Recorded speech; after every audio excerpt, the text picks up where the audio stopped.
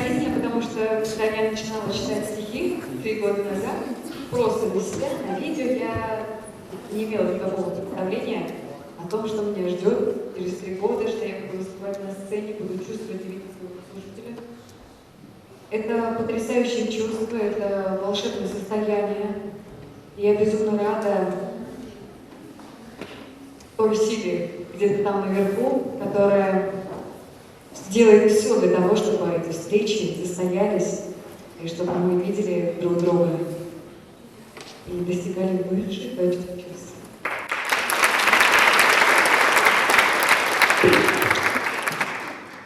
Мы очень волновались, потому что первый раз в Душанбе, и ты не знаешь, сколько людей придут, и кто захочет тебя слушать, кто любит поэзию, кто готов прийти и слушать 2 часа поэзии.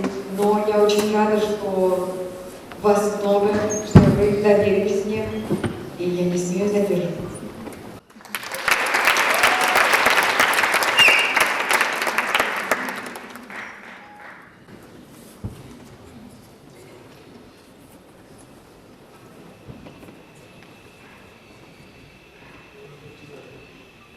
Одни люди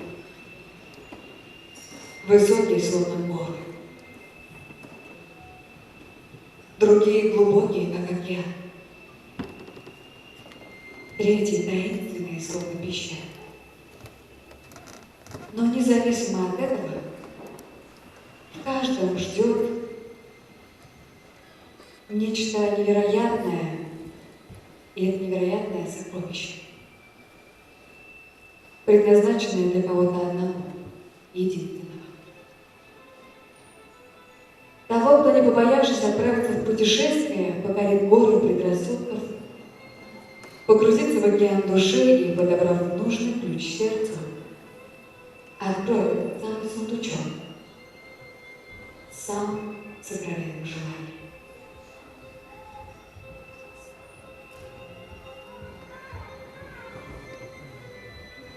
Я открою 6-й океан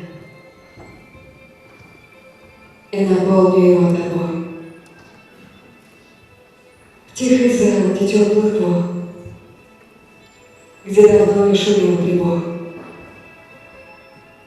Обнимаю, закрыв глаза, на волнах у твоих волос. Мой летучий голландец спал, и всем телом к тебе прирос. До мурашек затянет шторм, до последнего позвонка. Сколько лет по твоих губам пробирала меня тоска. Сколько нежности я скопил, сколько времени потерял. Но другими вот так, с плеча, океана не наполнял. Я знаю, что от некоторых воспоминаний хочется поскорее освободиться, забыть, как страшный сон. Но у каждого из нас есть такие раны, которые беспокоят по ночам и не дают спать. Для каждого из нас лекарство разное. Для кого-то это новая любовь, для кого-то ребенок,